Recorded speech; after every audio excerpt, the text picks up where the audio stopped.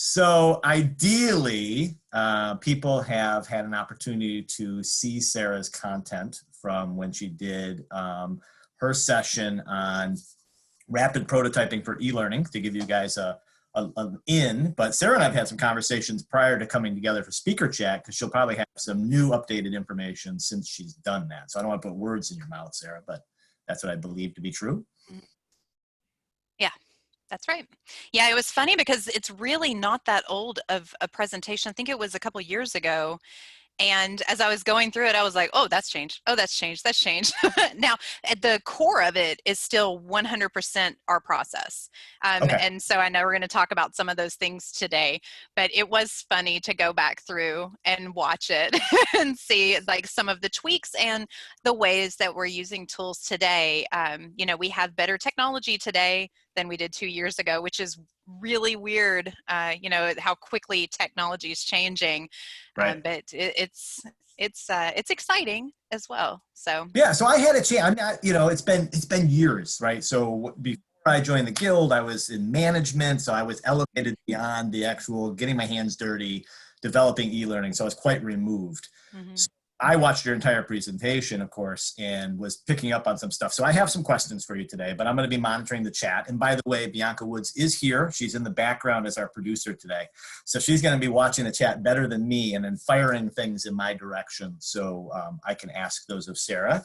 And for everybody who's here and coming in, I'm going to do my best to monitor and make sure people are getting in quickly. And I see 2 more have just showed up, so let me add them.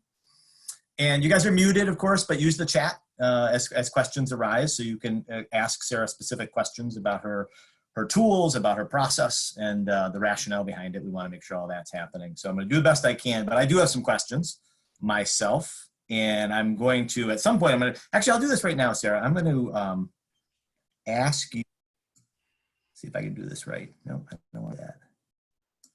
Can you ask me for the screen sharing, and then I can give it to you? It says that you have disabled it for me. Oh, okay, hold on.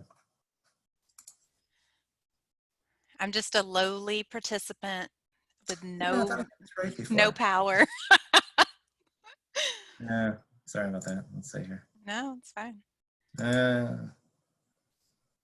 Why am I not seeing the capability? I love stuff like this. I love it when you have technical.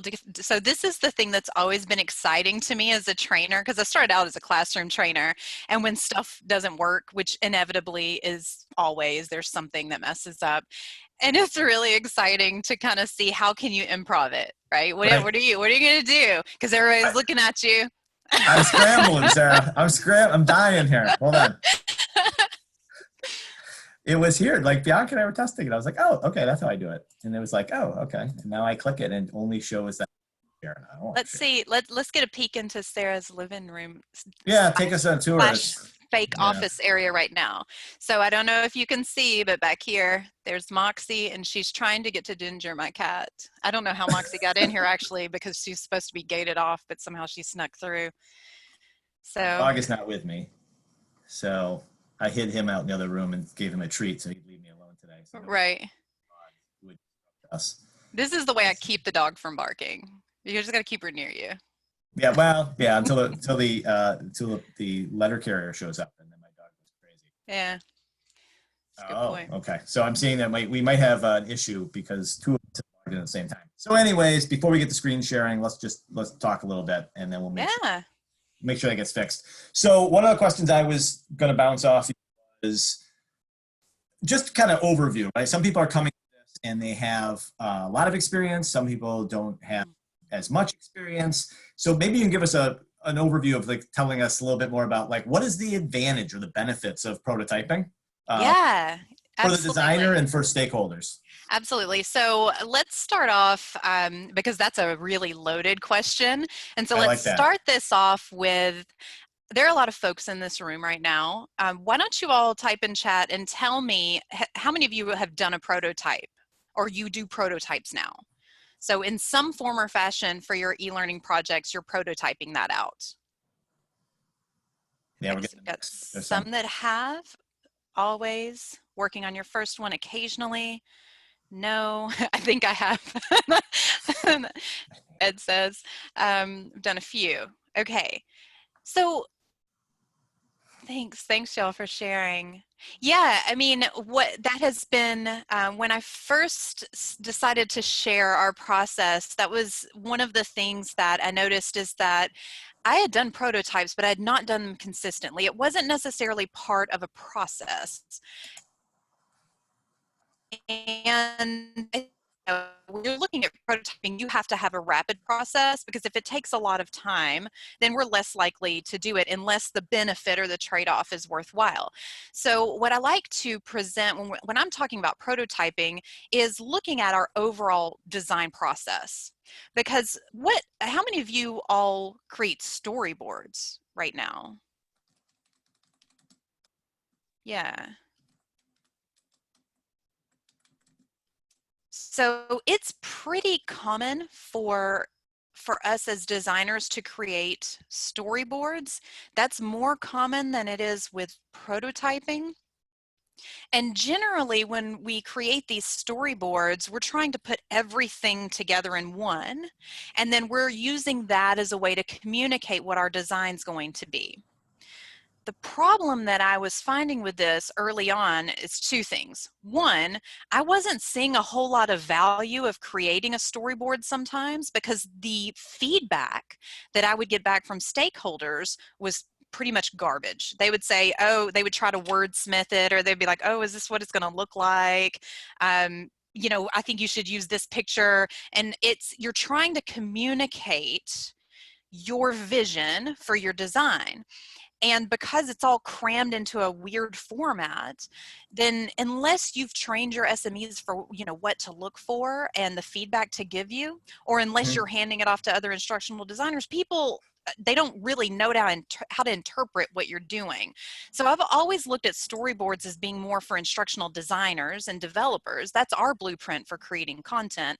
And then I look at what is the way that we can actually communicate our design to our stakeholders, because it can't be a big gap between them giving you the content and then developing a product. You have to give them some insight into what it is you're creating, so that way you don't build it and then they, you know, say, this is not what I thought you were going to do. Now, the exception that I've found is if you're creating, let's say you do weekly training. I used to do this when I was in the call center. I sent out weekly training. It was really more of a communication than anything. But there was a template that we used. It was the same format. It was more of like a performance support / communication tool. And we would push that e-learning out every week. I'm not storyboarding that, right? I'm not creating a full-blown storyboard, because I've already got a template and I'm already using the same thing. But what I am doing is I'm looking at content approvals. Right? So what I started to see throughout my career, because I've done this my entire career, is that there are certain ways to get feedback for certain elements of our content or our e-learning that we're putting together that are more effective than trying to put everything into a storyboard.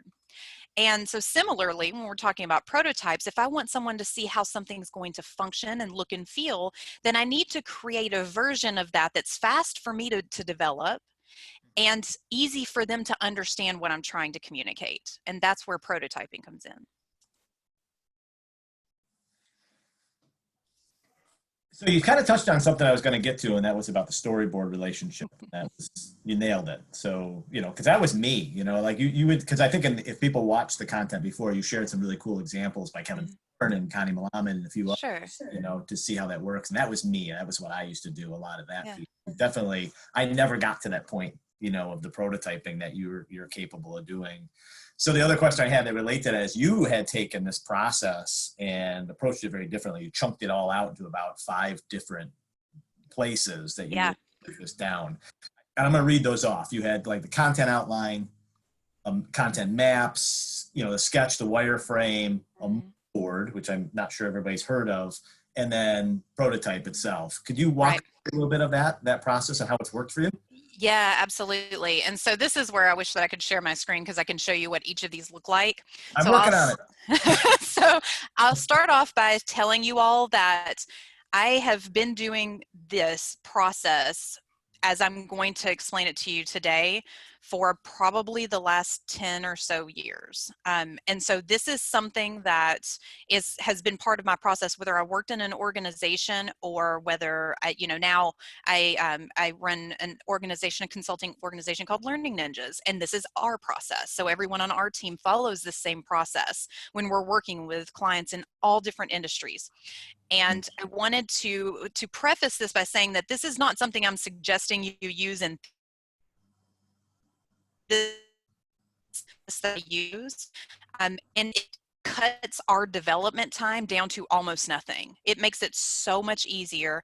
It makes it easier for us to communicate with stakeholders. I mean, there are tons of benefits, and we can continue to talk about some of those benefits throughout this presentation. But one of the things that that I do is, if you take a storyboard. So for those of you who saw the recording, you saw some examples, and those were older, examples from a couple years ago. They were in a PowerPoint format or a Word document, and you'll have something like a visual, maybe with some clip art where you're trying to convey what you want the imagery to be. And then you'll have some content, like this is the text on the screen. And maybe you'll have some programming notes or any kind of links that you're going to link out to, or any assets that you're going to include in your course. So you'll use generally something like PowerPoint or Word to build out that design document. And that's what many of us in the industry know to be the storyboarding process for e-learning. And I know one of the questions that you'd asked me was that, Mark, was that do we still use things like PowerPoint and Word? And the answer to that is yes. And so I have found that it is a lot more beneficial to use tools that you can collaborate with, right? So using things like Google Docs, or if you have I think Microsoft tools, they have the kind of real-time sharing now if you're a SharePoint or a Microsoft shop. So you can collaborate and see who's commenting and who's working in a document at the same time. So we still do storyboards because they're important for us as instructional designers and developers to create the thing. What I don't do is go behind a door and make a storyboard and pull everything together and then lob it over at a client or at my stakeholders and say, here, what do you think? What I do is I split it into pieces. So I'm not sending over the finished storyboard. I'm actually working through this process with my stakeholders in chunks, as you mentioned. So the first chunk is a content outline.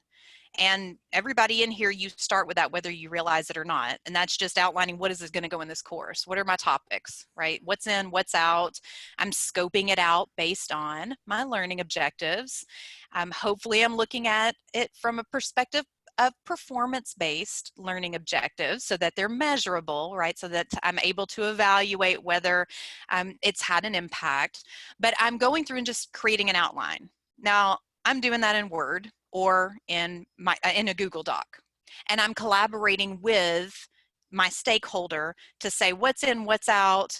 I'm, maybe figuring out what is the structure going to be. So that's the thing that we work on together, and we spend quite a bit of time on a content outline to see what is the scope and scale of what we're doing. Based on what we find in that content outline, that's going to help us create the second step, which is our content map. And all that is just a visualization of the outline, right? So it looks like an org chart for your e-learning. I use a tool called MindMeister to do that. Mm-hmm. And I believe that was probably even in the presentation because I've been using it for years. But there are other tools like MindJet and that kind of thing to create a mind map of your content.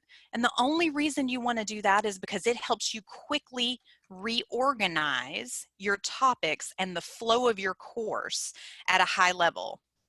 So it's really, really important to be able to visualize the structure of your course. It will help you facilitate the learner's ability to process the information by grouping it in ways that make sense based on what you're trying to achieve. So that content outline and that content map, those two pieces will help me then determine what probably am I going to end up making out of this, right? Is this going to end up being, you know, a performance support tool? Should this be something that is an e-learning? Is it going to be a combination of e-learning and instructor-led training? Are there other activities that are going to be in, you know, in person or synchronous? You know, is there webinar? So it helps me start to basically map together what is it that I'm building. So those first two steps, I'm working with the stakeholders a lot, and it gives us a lot of information. Notice I still haven't done anything with a storyboard. I'm just pulling all my content together in a way that makes sense. And so, Kristen, you mentioned a question that having help with the decision-making process.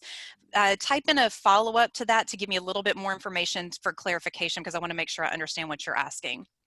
So when we put together those two pieces, then we're able to get approval from the stakeholder to say, this is really what we're looking for this course to be.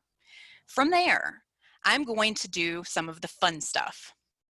And the fun stuff is all about colors and images and all the stuff that people like to make decisions on, because it's the stuff that I like this and I don't like this, right? So I'm separating all that away from the content. I don't want you to look at that in conjunction with the content, because that's my job.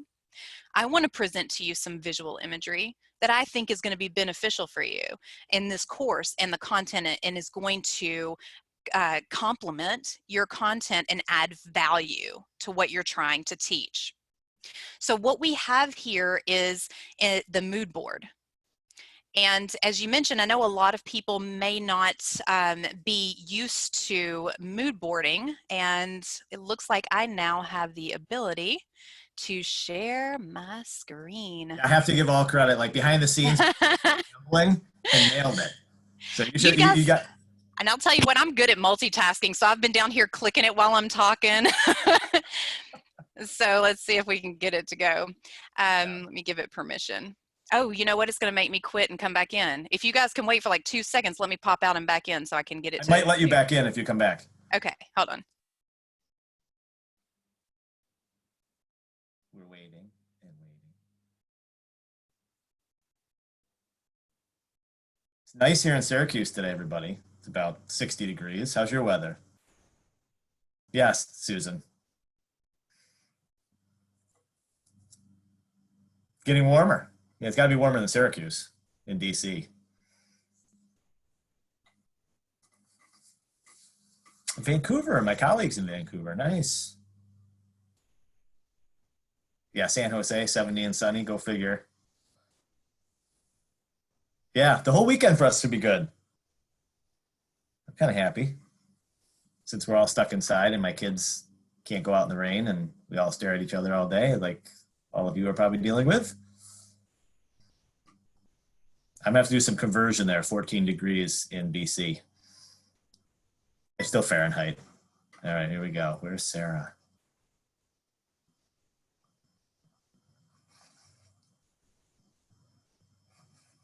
Sarah has not rejoined.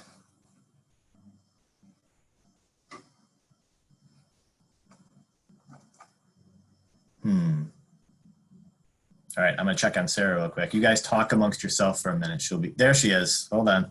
She's back in. Gotta unmute. Yeah, I'm good.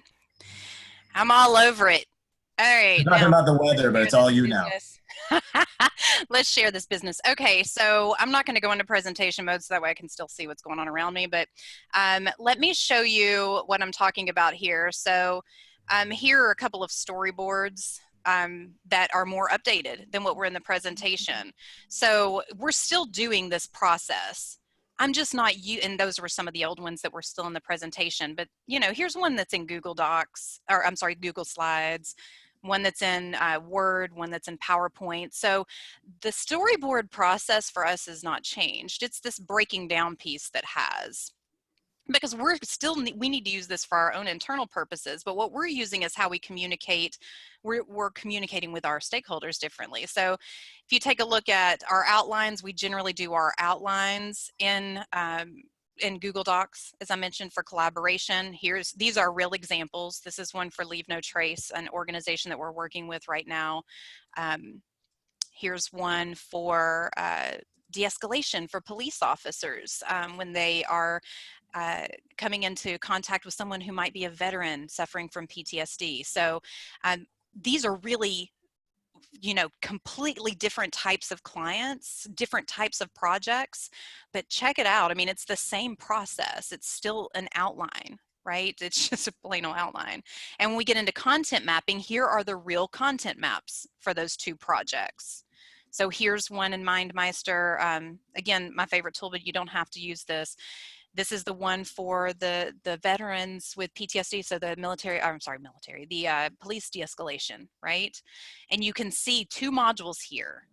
One is your base module that builds foundational information for those police officers, and the second one is all application based.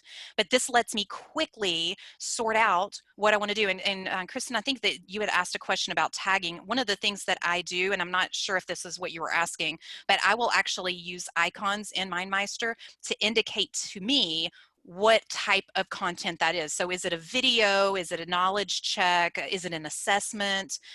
You know, interactive, some kind of interaction. So I'll use different icons. You know, you've got even audio files that are in here.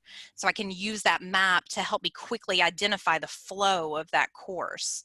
I actually did this process for a course that we were working on a series of courses with Julie Dirksen, and it helped us identify, originally it was going to be a branched e-learning, and when we mapped it out, we realized, you know, this is really a step-by-step process. It needs to be linear. Right? And so this mapping process, even for those of us who have worked in this industry forever, it helps us visualize our design. And so this is the one for Leave No Trace. And you can see I can just quickly move pieces around however I need to. So this is a great way to visualize it. And for those of you who are creating branching, it gives you the ability to do that before you plug it into, you know, Storyline or Captivate or whatever and look at the branching view. This helps you see that while you're still in the design process before you ever get into development. So it makes all that so much faster. After we create the map, that's when we get into what we're deciding to do next. So we get an indication of what we're starting to build, right? It gives us an idea. Okay, I know I'm going to do some interactive video, and I know I'm going to do, you know, some interaction. So in that case, I'm probably going to lean, and I had some simulations in this one, I'm probably going to lean more toward a tool that allows me to do those things, or a set of tools that allows me to do those things. Whereas for this Leave No Trace course, we built it out in Rise because it was more informational. It had some videos and media, but it was more presenting information to the public about how to interact with the environment when you are camping or whatever. So it's a really, really interesting way to visualize what it is you're trying to create. And that's when we get into the juicy stuff. And before I move on, I'll say Ellen had asked, what do I like about MindMeister compared to other tools? I use it because it is very inexpensive or free, depending on how many projects you have. I map out everything, and I want to say, for some reason, $39 is what's sticking in my head, but don't hold me to that. You'll have to go check out what their subscriptions are, but I map out every single project. So I finally got a paid account, but it wasn't until I'd been using it for like 4 or 5 years. So this is free to use and check out. Miro, I think, depends on whether you're used to using it or not. So some of them vary in complexity and features. So you really have to decide what it is you're wanting to do with that tool. And for me, I'm just simply visualizing it. This is something I could do on a whiteboard, but it's a lot easier to do it in this tool, right? So it's kind of just, I recommend grabbing a few. Mind mapping is the tool or the word that you're searching for. If you're Googling, you're looking for mind mapping tools in this process, and there are all sorts. So if you have something that is already available to you, then you may just leverage what you already have.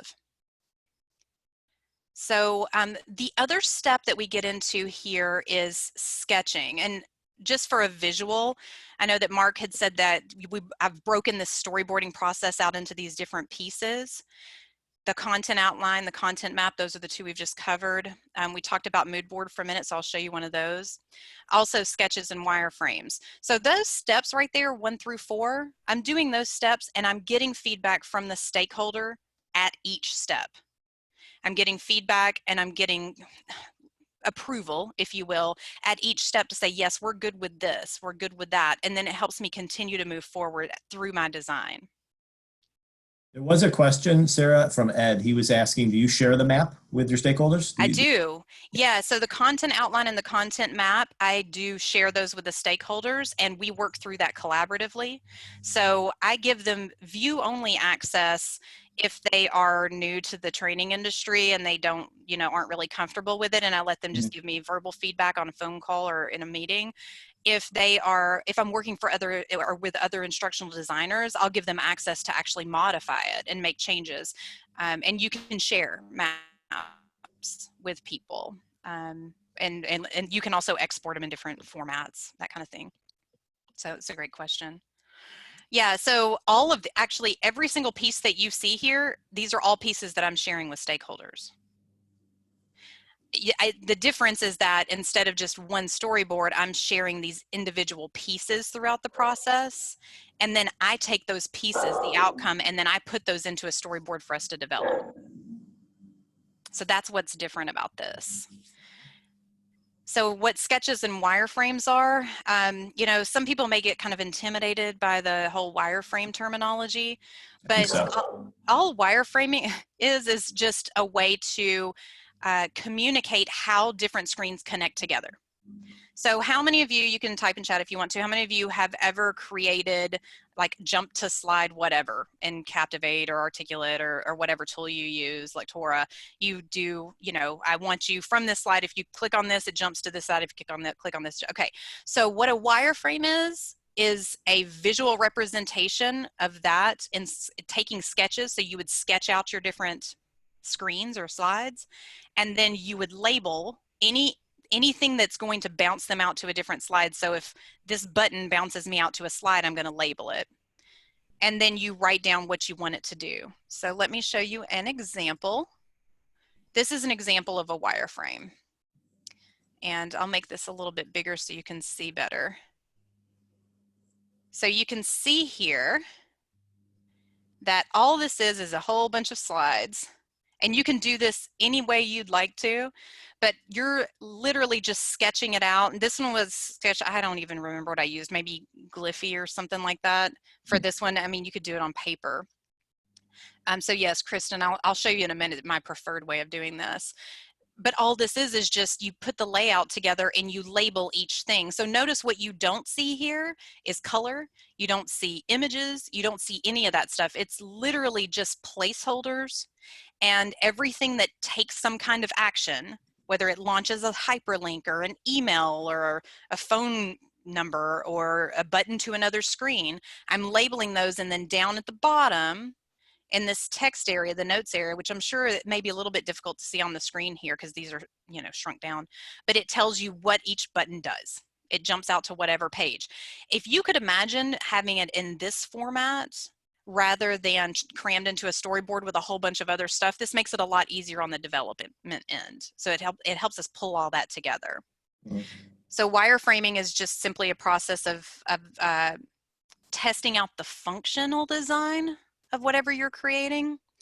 And if you've got a click next to continue course, this is overkill, right? But if you have a course where you've got branching or, scenario-based e-learning, any of that kind of stuff, you should be mapping that out. There's a really good tool that a lot of instructional designers are using now called Twine that can help you do some of this wireframing process. This I created in, I can't even remember now, but I can tell you that the template that you see here was from a company called Sneak Peek It. Here's the link for you. They have free downloads, wireframe downloads. So Sneak Peek It, they've got desktop, tablet, and mobile layouts. So you could literally draw it on paper, but you could download those templates because it downloads in a PDF format and use it as a background image and then just lay all your stuff on top of it. So you could do this in PowerPoint. You could just put this as your background image in PowerPoint and then draw your boxes or whatever on top of it. And then boom, you have a wireframe template, right? But to Kristen's earlier question, what I typically do is I use this.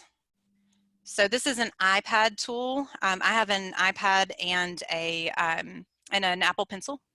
And I use this tool called Paper, and that's the link, so you can access that. It's a free app. You can, I think it's got optional like tools you can use for anyone that's ever used like Procreate or something like. It's like a drawing tool for the iPad. But I use this, and I sketch it out each slide or each screen. And so I know this is sideways, but this is a real project that I did for some conference in Vegas where I was teaching about what's at the different Las Vegas hotels. It was actually a really cool application. It was a learning application, and as you walk down the strip, you could check into a hotel and it would tell you about what's outside the hotel. It was a fun project to put together. So it was a location based. Things would pop up based on you actually being there. Anyhow, but I did all this on the iPad, so you can see, again, it's just placeholders. So all of those boxes with X's are image placeholders, and then you've got text below it, but you can see in the orangish yellow color how everything is labeled. And so what I did is I exported all of these images out, and then I wrote down below it what the connections were, like what each button did. So it's a combination of a sketch and then turning that sketch or creating that sketch into a wireframe, turning it into a wireframe by just labeling it and saying what it should do. So hopefully that is helpful. If you want something more high fidelity, if this is not enough for you, then you could use a tool like this. Mockflow is a good one. They have the UI button, you know, the buttons and stuff from different UIs. So if you're building for an iPhone or an Android application, or you're building for the desktop and you use like Drupal or Moodle or something like that, they have a lot of layouts with the actual UI that you can just drag and drop onto the screen. So if you want to do something fancy, you can do that. If you want to do something less fancy, you can do this. It's nice to do this from my office and not be in at a presentation place. You can use one of these. It is. It's my whiteboard. It's like the whiteboard that you would stick inside of a locker if you were a kid at school, right? Perfect. Yep. But there's my desktop layout, and there's my portrait layout. I use the dry erase marker to sketch it out, snap a picture of it, save it. Beautiful. Oh, good. You guys can see. My kids will photobomb me in the background, like that guy that was on the news. So, but nobody's going to go, but nobody's going to go drag them out of the screen though. They're just going to hang out and like stare at you all. But yeah, so those are some different ways that you can do that. The most important thing is that you get some kind of visual, whether you write it on paper. I know I tell people to use dot grid paper like this. If you want to draw it on paper, I'm not a big fan of erasing pencil, so I don't use paper very often. But if you are in a meeting and you want to sketch something out, then you just use paper or a whiteboard, right? So all of those steps are going to take us into the prototype in just one second, but I did want to show you a copy of the mood board since we talked about it a minute ago. So this is what... Hey, Sarah, before you pull that up, Ed did ask a question. Is the wireframing just for the idea, or is that also something you share with the stakeholders? I share that with the stakeholders in the form and the prototype.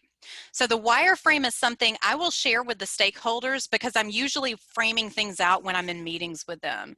Because what it is it's, you know, how do I want this thing to function? Do I want this to call someone? You know, do I want this to automatically populate an email or pop up a PDF or something? So I'll usually share parts of that with the stakeholder. What I won't do is send them my wireframes and say, what do you think, right? So it's going to be facilitated. And generally, just about any of this stuff, if it's the first time you're doing it, these need to be facilitated conversations, right? The only exception to that is probably my content outline. You know, we'll be commenting in between meetings and then we'll come together and discuss it. But other than that, it's, you know, these are facilitated discussions. But great questions. So this is an example of what a mood board might be, but let me just show you some real ones. So here's the one for the project that we're doing for the police officers, the de-escalation training. The most important thing about a mood board, and this format, I want to say this came from Diane Elkins or something. I picked it up somewhere along the way from somebody smart, but this is just a table and a PowerPoint slide. So there's nothing fancy about the template itself. What's important here is that you have a way to say, what fonts are we going to use? What colors are we going to use with the hex codes? What are our logos? If we have to include logos, what do those need to be? What icon style are we using? You know, are we using real characters or illustrated characters? What kind of visual style or imagery are we using? And I'll share with you all, Adobe Color is a tool that you can use. That's where this color palette came from in the middle of this page. Adobe Color is great. It's a great tool to use. How are we? Oh, we're good on time. Let me share with you all an example. So let me stop sharing that for just a moment and share one other thing that is probably, I don't remember who showed it to me, so I'm sorry for whoever I'm not giving credit to, but this is one of the most useful things that I found in creating mood boards specifically. If you go to Adobe Color,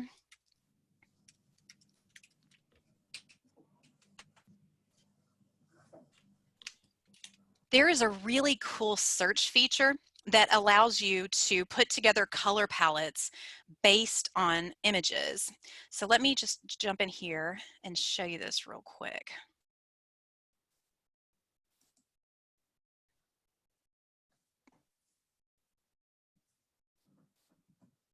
Allegedly, if it comes up. All right, so many of you probably have seen this if you're familiar with Adobe tools at all. You can actually come in here and you can create color wheels and you can do whatever. You can plug in a color. So let's say that, so this is Ninja's hex code for orange. Learning Ninjas, my organization. That's our orange hex code. So I could plug that in and based on that orange, it can give me different color palettes, right?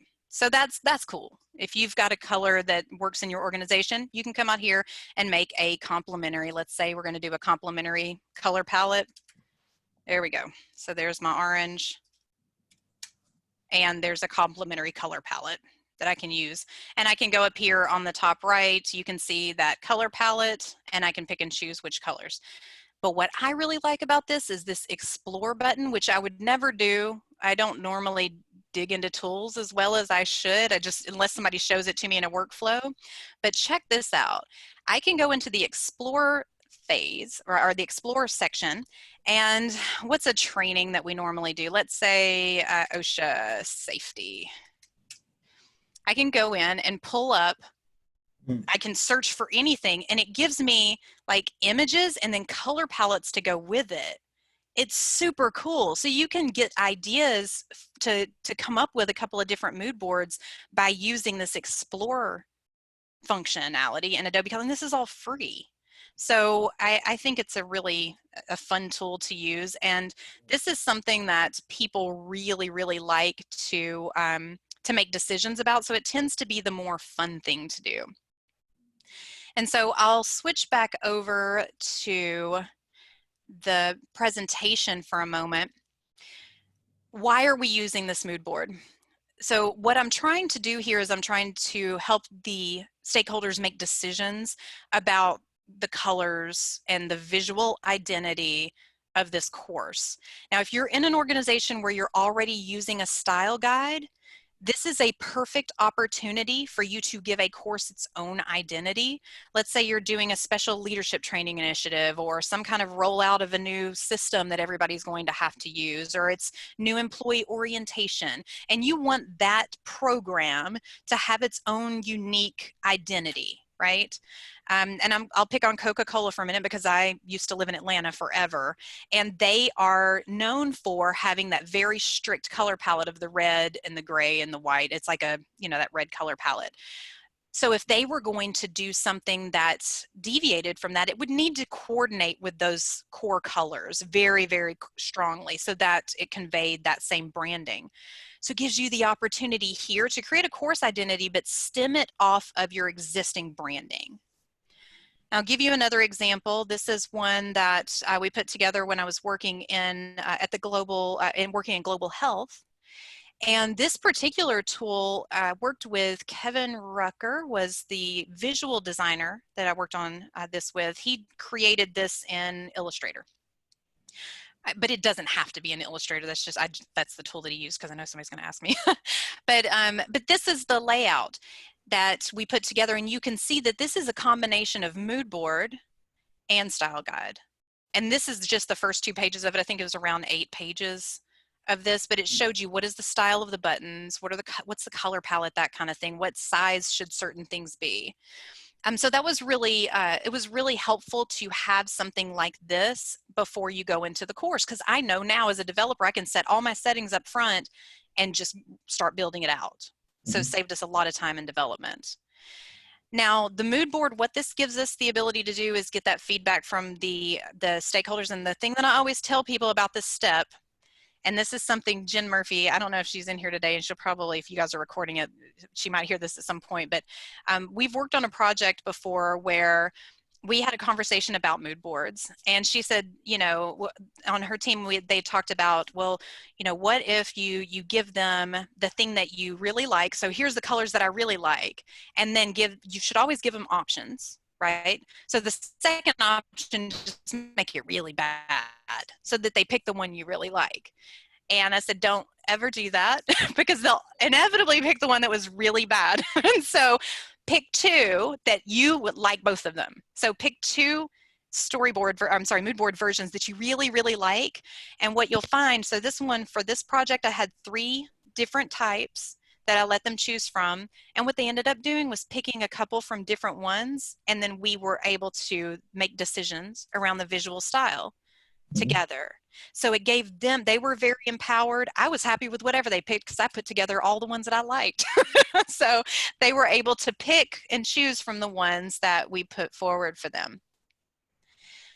So let's say that we have all these pieces, right? We have our content map, our content outline, we have our mood board put together, we've sketched things out, and we've got our wireframe.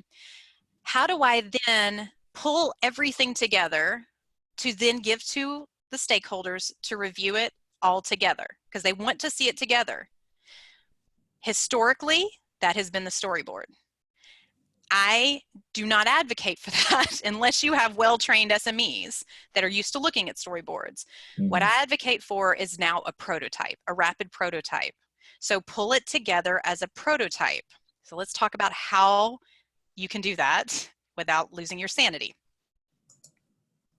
And Ellen, this will answer your question in just a minute about what if they change their mind later, because sometimes people will once they see it together. So let's get into the prototyping phase. There are lots of prototyping tools. I'll share with you the more recent ones. The first one is the one that I've used for a while now, and I'll still share it because I still use it for all my projects. It is called PopApp, Prototyping on Paper. It is a beast now. They have all sorts of features that they didn't have when I started using it. But the nice thing about this, just at a high, I'll give you high level features, is that one, it's free up to a certain number of projects. I still don't pay for it, if that gives you guys any indication, and I use it for all my projects. I haven't gotten to the point where I needed to. But you can take pictures directly in the app on your phone and create a prototype just using the app on your phone, which is great for meetings, right? You can also import images. So this that you see the example here, that is that critical success factors project I showed you earlier. This is the actual screenshot of the prototype for that.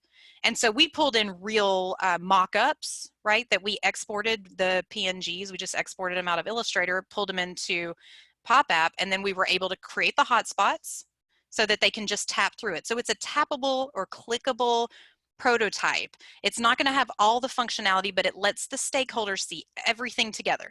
So that they're seeing real text, they're seeing real icons, real color, all of those things, but it's not requiring me to do a lot of work. So I don't have to program every single thing out. I don't have to go in and build it out completely. Most of the time, mine are using sketches. So mine most often look like this. So these are the images that I'm pulling in, right? It's not fancy, pretty stuff. That's when I have the luxury to pay a visual designer, but I don't always have that on a project, and I imagine many of you probably don't either. You're probably doing the stuff yourself. So sketch it out on a piece of paper or a whiteboard and bring it in. It's not, the point is not to, you know, have it, you want to have it be as close as you can to what it's going to look like, but it doesn't have to be perfect. You're just prototyping it out to say, did I forget a button here? Is this navigating the way that I expected it to? How do I expect to interact with this layout? And let stakeholders use it. So with PopApp, I can actually send them a link and they can tap through it. They can give me feedback directly in the application. They can actually do it on their desktop too. They can click through it on their desktop and they can give me feedback. It's a really cool tool. So that's my favorite. Envision app is another one. This is look, that's where my Las Vegas app ended up, is prototype in that one. Looks like that was, 2015. That's been a while back. So that's another example. That was the one that came out of my iPad, right? And so you can see there are some colors in there, but for the most part, I did not put real images in there yet. I'm just trying to test out functionality, the layout, and let the end user interact with it some. So it is, there is some limitation as far as, like, if you build it out, obviously you're going to get more feedback, but this is a fast way to build it out to save yourself some really, really big development problems later. This is Adobe XD, Adobe Experience Design. And you know, somebody who uses this a lot is Melissa Milloway. If you guys follow her on Twitter, she's got really great examples of how she uses Adobe XD and then to prototype things out and design out her layouts that she's pulling into Storyline. And she works for Amazon, right? So Yep. She's doing some pretty cool stuff. But Adobe XD, if you're an Adobe product user, then that's a tool that's available to you. I believe that it's still free, but I mean, I have Creative Suite, so I have it anyway, but just something to consider. So I know I'm going to get the question, can't I just prototype it out in my tool, right? And I always bring this up because we all have these rapid development tools. So couldn't I just make a prototype in Captivate or in Storyline or whatever? And I've got Adapt in here because for those of you who are doing any kind of mobile development, you're probably using a tool built on an Adapt framework, which is more like the RISE style, articulate RISE style of e-learning. Yeah, you could do that, but if you're like me and you start using one of these to prototype, you're going to just build it. And it's going to take you a lot longer. So you're not going to snap some pictures and pop them into Captivate, right? You're going to end up going in there and wanting to make boxes the right size. It's going to take you too long for the prototype to actually be valuable. It's not going to save you any time. So the things where you can create images like sketches and stuff and load it and tap through it really quick are always going to be a lot faster. I can create a sketch prototype in 10 minutes sitting here in a session just sketching it out. And that is going to help you a lot more. I always tell people I'll do it in a meeting. Someone will tell me, oh, well, what if we do this? What if we add this to this part of the course and we have it do this and this pops up or whatever? And in my mind, I'm thinking, oh my gosh, this is a terrible idea, right? And so I'll pull it up, we'll prototype it out, and sometimes I'm wrong. Right? I mean, sometimes the way that they were thinking of it, it actually does work out well. So it is a way for us to collaborate and it is a way for us to test this stuff out. It's really, really important to do this step. And again, that pop app is probably the fastest, most effective, but you may have other tools. Someone else, Jan Gillies, that she works in Atlanta. She's a colleague of mine and friend of mine that still lives there. She prototyped out an entire mobile learning app for one of her clients in PowerPoint. PowerPoint creates prototypes too. So all you have to do is make hotspots in it and stick your images in there. So it's kind of up to you. Use the tools that you have or the tools that are free and try it out. But I will tell you that if you're sitting here thinking, oh, this is going to take me so much more time, I promise you, how many of you, and you can type this in chat if you want, how many of you guys have actually gone in to your developed e-learning and you are now on file, file name .6.v.o final 2, right? Or final 18. If you don't follow the processes, there's a reason why these instructional design processes are in place. And I will be the first one to tell you that I'm one of those people that there are times when I pick up a project, think this is really simple, I can skip this step, and I end up going through so many rounds of development and pulling my hair out because I did not follow the process. And when I follow the process, by the time we get to development, we're great, you know, we're good. It's great, everybody's happy. And you may have a revision or two. So for the earlier question, will they come back later and make a change? Yes. Most likely they're gonna come back later and make a change. Are they gonna come back later and make 55 changes? Probably not, right? So this is helping us mitigate that risk of spending a lot of time in development and doing a good job of instructional design. When rapid development tools came out, we all stopped doing steps into instructional design. All of us did. And so it's revisiting that. Just rapid tools only make development faster if you've got a good design plan.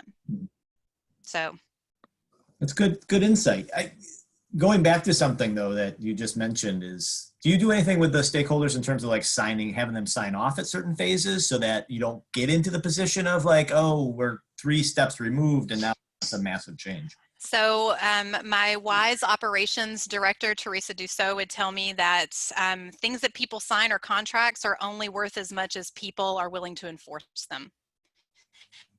So sure, if you want to get somebody to sign it, if you think that that will make your stakeholders more committed and bought in to not making changes later, sure, have them sign it. We